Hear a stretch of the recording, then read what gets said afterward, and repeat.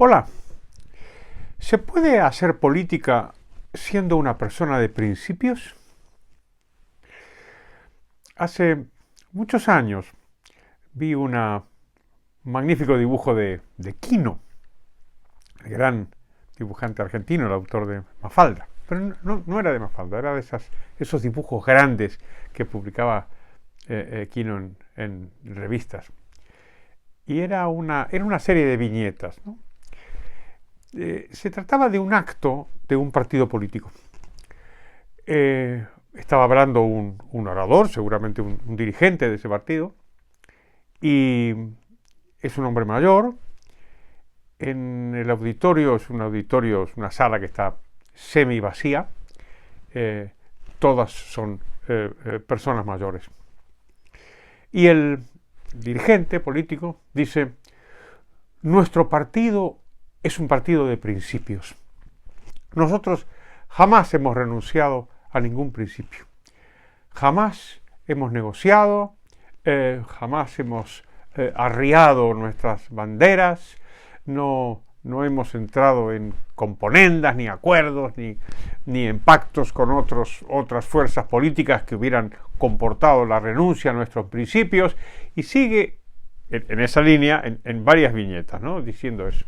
Y en la última viñeta, el dirigente se derrumba sobre el atril y, llorando, dice: nuestro partido no ha gobernado nunca.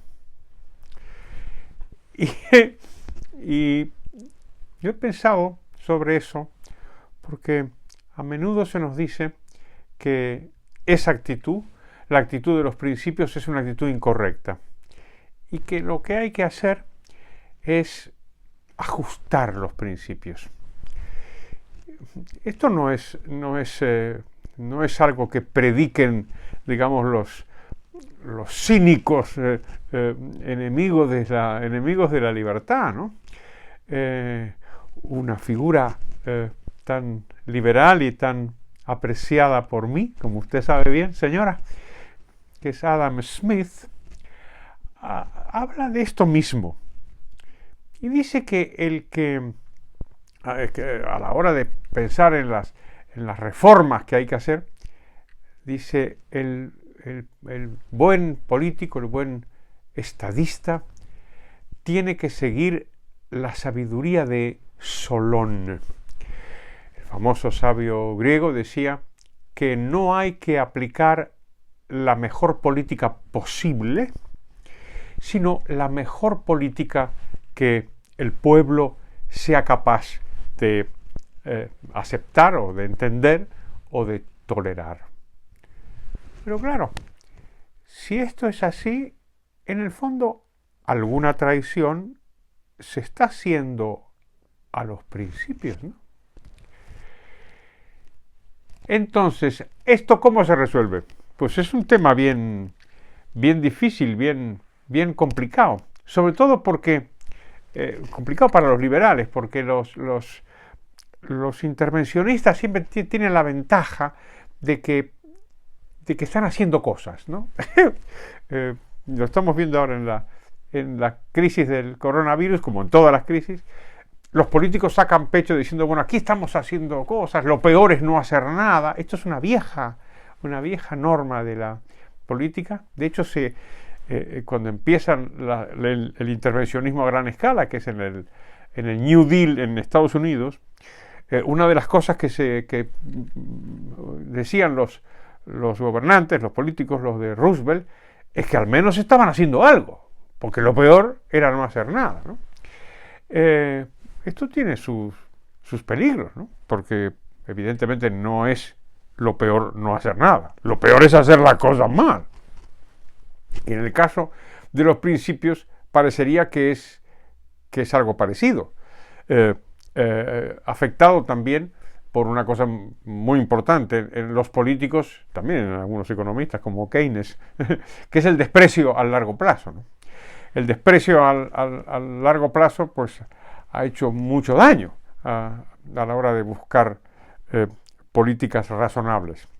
Un especialista que se llamó Clarence Philbrook analiza estos asuntos en un ensayo bien interesante, donde me parece a mí que pone un dedo en la llaga, ¿no? Y es que hay que tener cuidado con el enfoque de la probabilidad. Quiero decir, nosotros no podemos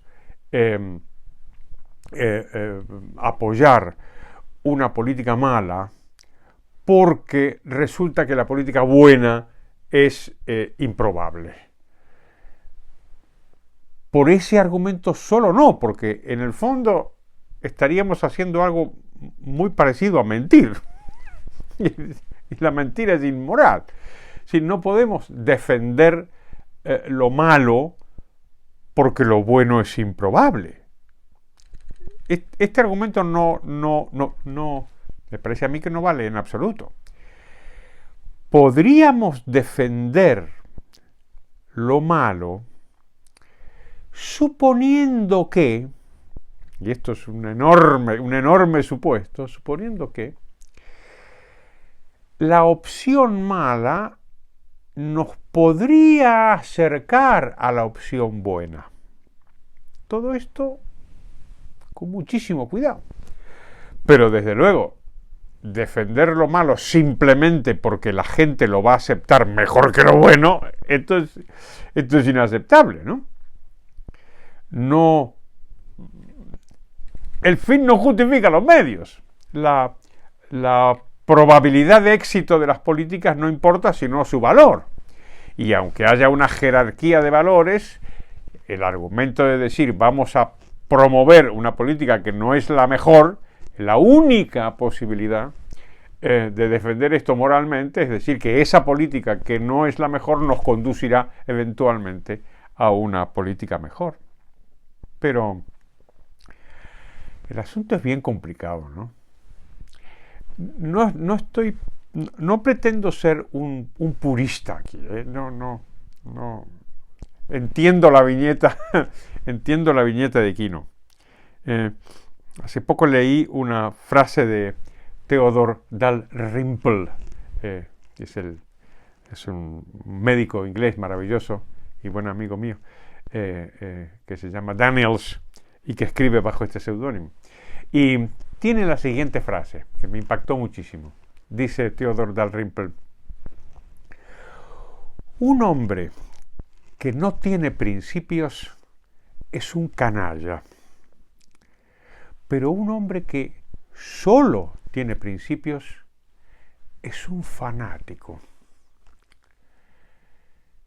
Es una gran verdad eso, ¿no?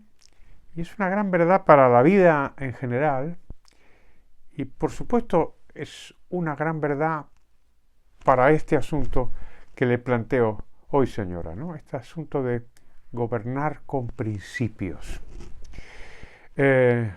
Uno se fija en los peores gobernantes del mundo, los mayores asesinos, los mayores genocidas, eran gente con principios, malos, pero los tenían.